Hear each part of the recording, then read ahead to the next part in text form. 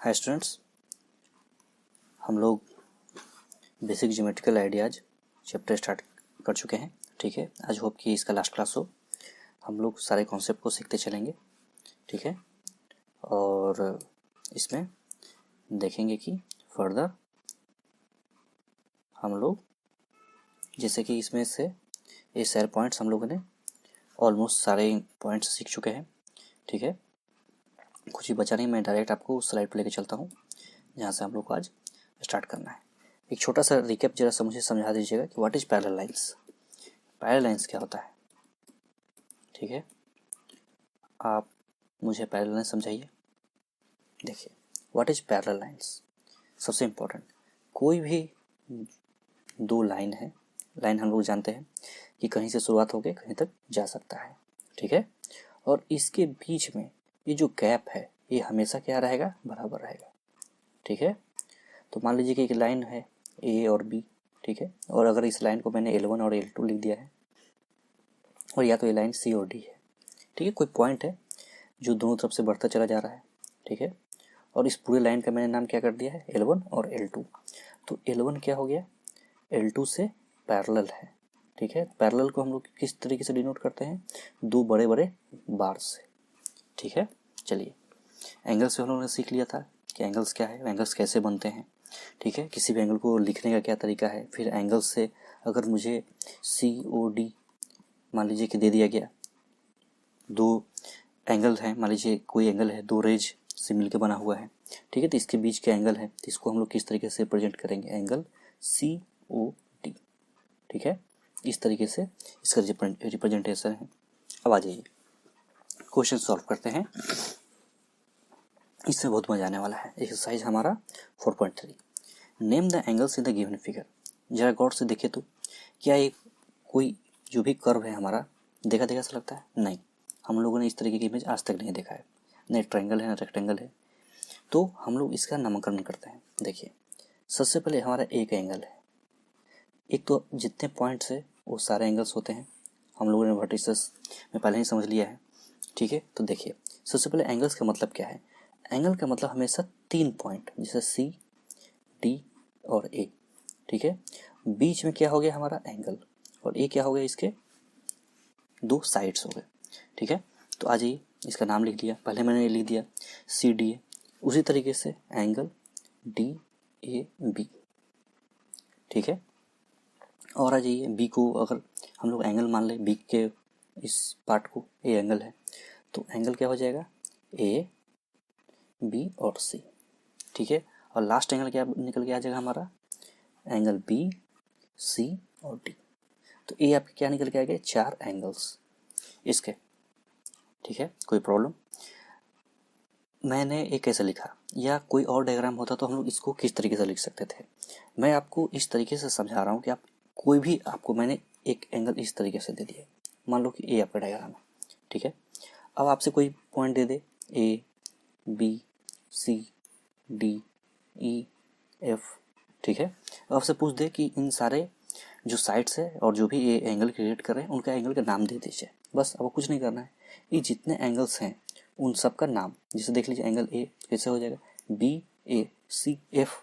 ठीक है, angle FED, एक एंगल निकल के आ जाएगा एंगल FED। तो इस तरीके से आप, अभी मैं आपको कोई भी डायग्राम दे दूँ तो आप उसका एंगल लिख सकते हैं, कोई दिक्कत, इसमें कोई दिक्कत नहीं होनी चाहिए।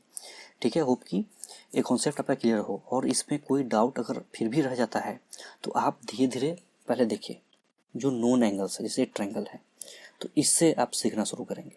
ठीक है, मान लीजिए कि इस तरीके का आपने इमेज कभी नहीं देखा है, लेकिन इसको तो ट्रायंगल को अपने सब लोगों ने देखा है, हम लोगों ने, तो आप इस पर सीखेंगे। आप क्या करेंगे? तो एंगल AB और C, किस एंगल के लिए? एंगल B के लिए। क्यों? क्योंकि ये बीच में है। जिस एंगल पर बात हो रहा है वो एंगल कहाँ हमारा होगा? बीच में। और ऐसा बीच में क्यों हो रहा है? क्योंकि यही लिखने का तरीका है। क्यों? ये दोनों इसके साइड्स हो जाएंगे। ठीक है, और इसके बीच में क्या क्रिएट हो रहा है? एक एंगल। ठीक है, तो इस तरीके से चीज़ें होंगी। उसी तरीके से एंगल CAB, ये किस एंगल की बात हो रही है भाई? एंगल A के लिए। ठीक है, तो इस तरीके से अब एक और एंगल इसमें बच जाएगा, वो एंगल आप मुझे लिख के कमेंट सेक्शन में बताएंगे। ठीक है, चलिए, in the given diagram name the points. ठीक है, in the interior of angle D O और ई। इसके इंटीरियर में मुझे बताना है कि कौन से पॉइंट है, ठीक है। तो कौन कौन से इसके में पॉइंट है इसके इंटीरियर में, तो सिर्फ हमारा क्या बच गया, ए। हमारे इसके इंटीरियर में क्या है, सिर्फ ए ही बच रहा है, तो इसका आंसर क्या हो जाएगा, ए, पॉइंट ए, ठीक है। अब आ जाइए, in the exterior of angle E O F, E O और एफ, ठीक है। इसके एक्सटीरियर में, इसके बाहरी में कौन कौन से एंगल आते हैं, तो देखिए एंगल सी, ठीक है, ये जो एंगल है। और अगर आप मुझसे पूछते हो तो ये जो पॉइंट ए है ना, इसके एक्सटीरियर में भी आता है, ठीक है। तो इसके पॉइंट्स कौन कौन से हो सकते हैं, सी और ए। क्यों, देख लीजिए, ध्यान से देखिए। उसने क्या पूछा कि इन द एक्सटीरियर ऑफ, एक्सटीरियर मतलब इस एंगल से बाहर कितने पॉइंट्स हैं, तो देखिए एक पॉइंट और दो पॉइंट, ये दोनों तो बाहर ही हैं, ठीक है। और आ जाइए, ऑन एंगल ई ओ और एफ, इस एंगल पर कोई एक पॉइंट है, जरा ध्यान से देखिए, इस पर कौन सा पॉइंट है, हमारा बी। तो क्या निकल के आ जाएगा कि बी ही एक पॉइंट है, ठीक है। तो आप इसका आंसर इस तरीके से लिखोगे। इसका आंसर हमारा क्या आ गया था, इंटीरियर में ए, इसका आंसर क्या आ गया, सी और ए। तो ये सब सारे पॉइंट्स है, तो आप इनको पॉइंट लिखोगे बी, इसमें लिखोगे पॉइंट्स, और उसके बाद इन दोनों का नाम लिख दोगे, इसमें ए लिख दोगे, ठीक है। तो इस तरीके से आपको समझते हुए चलना है। और ऐसा क्यों लिख रहे हैं, इंटीरियर और एक्सटीरियर मैंने आपको समझाया हुआ पहले ही, आप उस कॉन्सेप्ट को समझ के इसको सॉल्व करोगे, आप इसे जल्दी सॉल्व कर ले जाओगे, ठीक है। चलिए, draw the rough diagrams of angle such that they have one point in common, ठीक है भाई। मुझे एक ऐसा डायग्राम, ऐसे टू एंगल्स बनाने हैं, वन पॉइंट इज कॉमन, ठीक है। चलिए,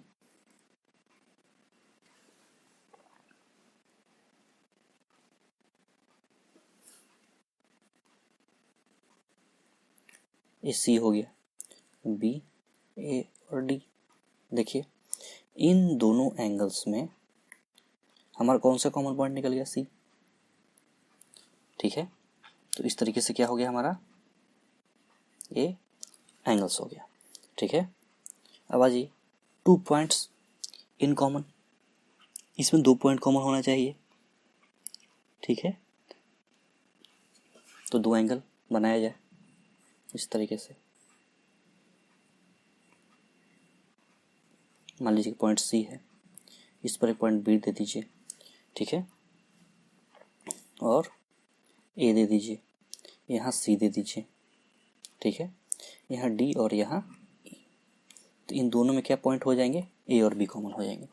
इसी तरीके से आप इसे 2 और 3 4 पॉइंट बनाते हुए इसे सॉल्व कर लीजिएगा। कोई भी डाउट हो मुझसे पूछ लीजिएगा।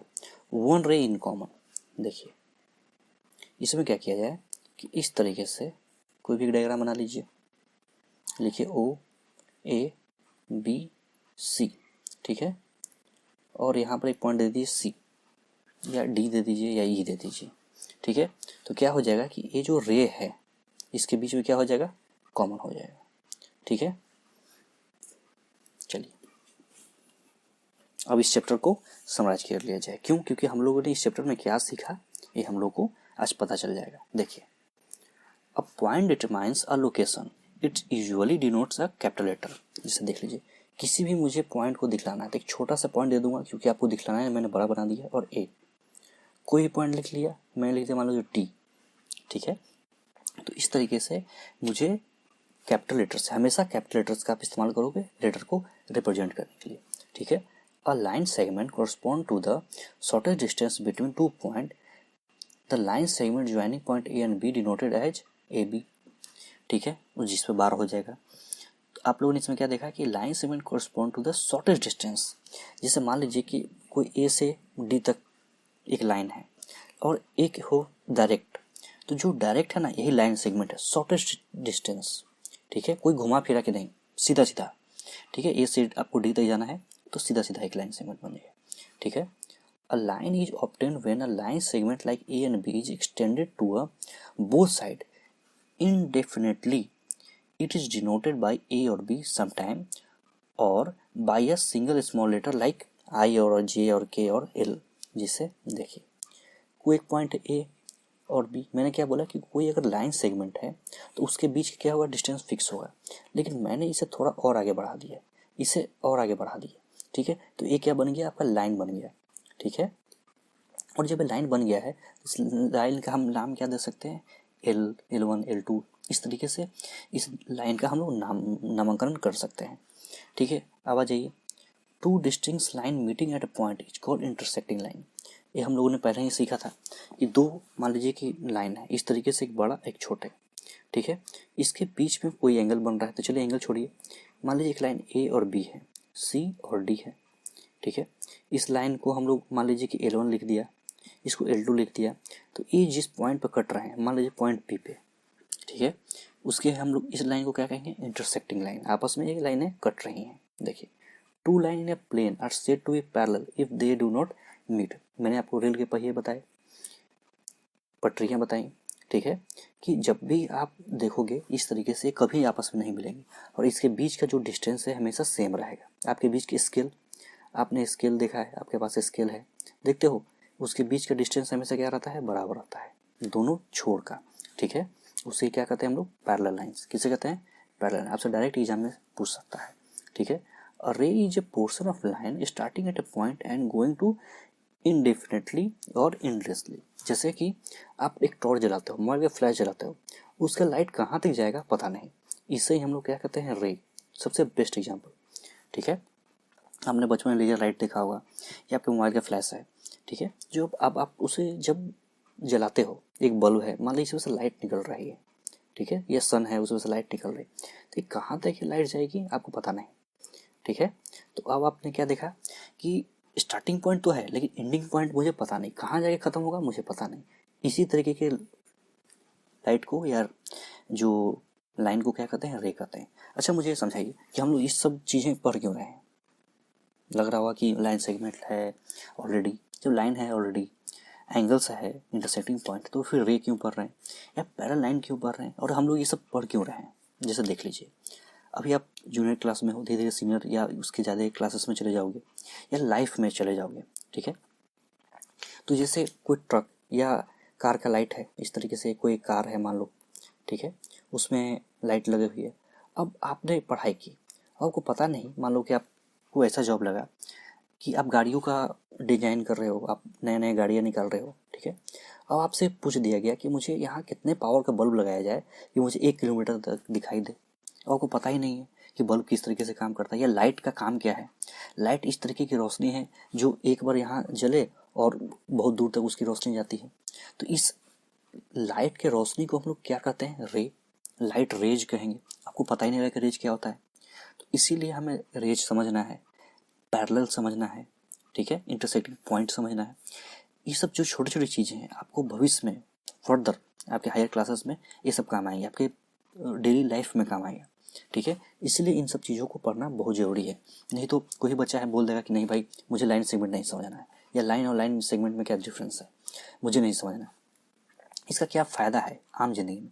तो आम जिंदगी में फ़ायदा क्या है कि जब भी आप किसी भी चीज़ को देखते हो, जैसे आपके पास मान लो कंप्यूटर है या मोबाइल है, देखते हो उसके बीच के जो डिस्टेंस है दोनों सेम रहते हैं। तो कोई भी तो पूछ सकता है कि जब ये दोनों बराबर है तो क्यों नहीं इसको थोड़ा सा तिरछा कर दिया जाए। हो भी सकता है ये बराबर क्यों है, और जब ये बराबर है तो इसको क्या कोई एक नाम दिया जाता है। तो हाँ, पता चला हम इसे पैरेलल लाइंस कहते हैं, ठीक है।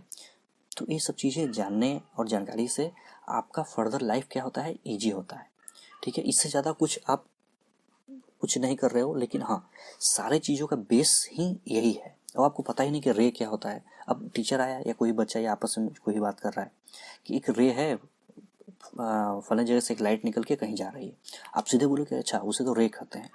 तो लोग आपको जाने कि हाँ इस बच्चे ने बेसिक से पढ़ाई की है, ठीक है। अब आ जाइए, एनी ड्राइंग स्ट्रेट और non straight done without lifting a pencil make be called as curve. जैसे कि कोई भी एक डायग्राम है बिना पेंसिल को उठाए आपने एक बना दिया, जैसे कि इस तरीके का कर्व है आपने बना दिया, तो इसमें क्या हो गया कि इसे क्या कहते हैं हम लोग, कर्व कहते हैं, ठीक है। A simple curve is one does not cross it से। जैसे कि मैंने अगर कोई भी एक डायग्राम बनाया तो कभी आपस में एक दूसरे से कटेगा नहीं। अगर मैंने कोई भी इमेज बना दिया और आपस में ही अगर इस तरीके से कट रहा है तो क्या हो गया, वो हमारा कर्व सिंपल कर्व नहीं है, ठीक है। सिंपल कर्व का मतलब जो अपने पाथ पर रहे और आपस में कटे नहीं। देख रहे हो किस तरीके से मिल गया। लेकिन अगर मैं इस तरीके से इसे कट कर दूं तो ये सिंपल नहीं रहा, ठीक है। A curve is said to be closed if its ends are joint. सबसे बड़ी बात कि एक कर्व इस तरीके का है जो खुला हुआ है, ठीक है, और एक जो हमारा कर्व है जो पूरी तरीके से क्लोज्ड है, बंद है, ठीक है। तो जो बंद है, जो कहीं इसका एंडिंग पॉइंट और स्टार्टिंग पॉइंट मुझे पता नहीं, देखिए इसका एंड और स्टार्टिंग पॉइंट मुझे पता है कि कहीं से शुरुआत हो गई कहीं ख़त्म हो रहा है, लेकिन क्या इसमें मैं अगर बहुत अच्छे तरीके से ड्रॉ करूँ तो क्या आप मुझे बता सकते हो कि ये पॉइंट कहाँ से स्टार्ट हुआ और कहाँ ख़त्म हुआ? कोई नहीं बता सकता है, ठीक है, क्योंकि इसका कहीं ना अंत है ना शुरुआत है, ठीक है। अब polygon is simple closed curve made up of line segment. क्या segment? Line segment. Line segment का फायदा क्या होता है कि ये फिक्स्ड होते हैं और एक आपका एक इसका एंड पॉइंट है। जैसे ए और बी अगर है तो कहीं ना कहीं इसका एक फिक्स्ड पॉइंट है, मान लीजिए 3 सेंटीमीटर, ठीक है, तो ये फिक्स्ड है। लाइन तो हमारा एक बार चला कहाँ जाएगा वो पता नहीं, ठीक है। The line segment are the sides of a polygon. Polygons के साइड्स हमेशा लाइन सेगमेंट ही होंगे, क्यों? क्योंकि इसका फिक्स्ड हमारा लेंथ होता है। Any two sides of a common end point are called adjacent side. जैसे देख लीजिए कोई भी दो साइड आपस में, देखिए ए साइड और ए साइड, ये दोनों क्या हो गए? एक दूसरे के एडजेसेंट, मतलब पड़ोसी, आपस में अगल बगल, ठीक है। The meeting point of a pair of side are called vertex. इस एंगल पे, देखिए एंगल को मैं येलो कलर से बनाता हूँ, इस एंगल पे ये दोनों लाइन आपस में मिल रहे हैं, ठीक है। तो इस एंगल को ही क्या कहेंगे हम लोग? The meeting point of pair of sides of a vertex are called vertex, ठीक है। जैसे देख लीजिए इस पॉइंट पे, जैसे मान लीजिए कोई एक इमेज है ए बी सी और डी, डी पे इन दोनों साइड का क्या हो रहा है? ये दोनों आके यहाँ पे मिल रहे हैं, ठीक है। तो इस पॉइंट को हम लोग क्या कहेंगे? वर्टेक्स, ठीक है। The in point of the same side और आर एडजेसेंट वर्टेक्स, ठीक है। जैसे देख लीजिए ए वर्टेक्स है तो उसके बगल में कौन सा हो गया? ये भी इसका वर्टेक्स है और ये भी वर्टेक्स है, तो ये क्या हो गया? इसके एडजेसेंट्स में, ठीक है। एडजेसेंट का मतलब अगल बगल। The joints of any two non adjacent side are called diagonal. सबसे इंपॉर्टेंट देखिए, ए जो पॉइंट है और ए पॉइंट क्या है? एक दूसरे के एडजेसेंट में है, लेकिन ए जो पॉइंट है जो इन दोनों से दूर है, ये तो एडजेसेंट में नहीं है। अगर मैं इन दोनों को मिला देता हूँ तो इसे क्या कहते हैं हम लोग? डायगोनल। डायगोनल बहुत इंपॉर्टेंट है, आपके हायर क्लासेस में कहीं भी बहुत ज़्यादा काम आता है। जैसे देख लीजिए ए जो पॉइंट है इसके अगल बगल में कौन से पॉइंट है? देखिए सी था, सी के अगल बगल में कौन सा है? सी और डी। देखिए मैं इसे थोड़ा सा क्लियर कर देता हूँ और कलर चेंज कर देता हूँ। देखिए मान लीजिए कि कोई भी एक इमेज है, मान लीजिए कि मैंने एक इमेज बनाया सी और डी, ठीक है। अब ए जो पॉइंट है यह वर्टेक्स है, ए वर्टेक्स उसे क्या है? उसके अगल बगल में है, एडजेसेंट में, ठीक है। लेकिन ए जो पॉइंट है इसके एडजेसेंट में नहीं है, तो ए क्या हो गया? अगर मैंने इन दोनों को मिला दिया तो इसे क्या कहते हैं हम लोग? डायगोनल। तो कोई भी आपसे डायगोनल का, अब डायगोनल की ज़रूरत क्या है, इसका यूज क्या होता है, इसका बहुत ज़्यादा इस्तेमाल है, ठीक है। आप आगे क्लासेस में पढ़ोगे, अभी सिर्फ हमें इसका डिफिनेशन समझना है, ठीक है। इसे क्या ज़रूरत है, इसे क्या काम है, ये क्यों इसका और ज़रूरत है। देखो आम भाषा में समझो कि डायगोनल से आप समझो कि उस पूरे का प्रॉपर्टी निकाल सकते हो, समझे। ट्रायंगल है या रेक्टेंगल है, स्क्वायर है, तो आप उसके फर्दर इन डेप्थ में जाते हुए मैंने सिर्फ अभी आपको इसका डेफिनेशन समझा दिया है, ठीक है। An angle is made up of two rays starting from a common starting point और इनिशियल पॉइंट। जैसे कि देखिए एक रे और दूसरा रे, ठीक है, ये कहीं जा रहे थे, लेकिन इन्होंने क्या देखा कि एक पॉइंट से, एक पॉइंट ओ है, यहाँ से लोगों ने शुरुआत किया और एक लाइन है, एक रे है ए और बी, ठीक है। ये दोनों अपने अपने पॉइंट पे चले जा रहे हैं, ठीक है। ये जो एंगल बनाते हैं, ठीक है, the angle made by two, देखिए ये जो एंगल, इसे क्या कहते हैं? एंगल। जब भी दो लाइंस आपस में कहीं एक पॉइंट से जुड़ती हैं तो क्या बनाती हैं? एंगल्स बनाती हैं, ठीक है। द टू रे ओ ए और O B make a angle are called B O A, ठीक है। The angle leads to be three division of a region. ये जो अब ये एंगल बन गया, देखिए इस एरिया को क्या कहते हैं हम लोग? ये एरिया हमारा क्या हो गया? इंटीरियर, मतलब अंदरूनी हिस्सा, ठीक है। ये ट्रायंगल का एंगल का क्या हो गया? अंदरूनी हिस्सा हो गया, ठीक है। उसके बाद आ जाइए एक जो पॉइंट है ये इस लाइन, इस मतलब एंगल के ऊपर में है, ठीक है, उसे मैंने ब्लू कलर से बना दिया। और देखिए, और ये क्या हो गया हमारा एक्सटीरियर पॉइंट, मतलब ये हो गया हमारा इंटीरियर जो अंदर में है, ये हमारा क्या हो गया एक्सटीरियर, वो क्या है हमारा बाहर में। एक्सटीरियर का मतलब बाहर होता है। और एक क्या है हमारा ऑनलाइन, ऑन द लाइन, ठीक है। तो ये किसी भी एरिया को 3 भाग में बांटता है। आम भाषा में ये समझिए, आपका कोई घर है, ठीक है, आप घर में रहते हो, तो घर के अंदर में क्या हो, आप अंदर में हो, तो ये कौन सा आपका एरिया हो गया इंटीरियर हो गया, ठीक है। आपके छत पे मान लीजिए कि आके कौवे बैठ रहे हैं या पैरट बैठा हुआ है, वो क्या हो गया आपके घर के दीवार पर, यानी कि ऑन द वॉल्स, ठीक है। और आपके घर के बाहर में मान लीजिए कि कुछ काऊ है, गाय हैं या डॉग्स हैं, ठीक है, वो क्या हो गया घर के बाहर, तो क्या हो गया एक्सटीरियर। समझ में आ गया। तो कोई भी मान लीजिए कि एक सर्किल है या आपका घर है या कोई भी फील्ड है, तो वो किसी भी एरिया को 3 भागों में डिवाइड करता है, ठीक है।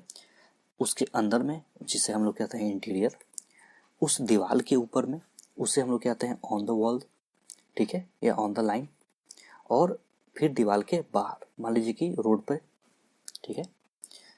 तो आपका एक चैप्टर कंप्लीट होता है आज। नेक्स्ट क्लास में हम लोग नया चैप्टर स्टार्ट करेंगे। इसमें कोई भी आपको डाउट हो आप बेझिझक पूछ सकते हो, ठीक है। और कीप प्रैक्टिसिंग, ज़्यादा से ज़्यादा क्वेश्चन सॉल्व कीजिए। और इसमें समझाने के लिए और भी चीज़ें हैं, धीरे धीरे हाई क्लासेस में हम लोग इसे सीखते हैं, ठीक है। चलिए, थैंक्स फॉर वॉचिंग।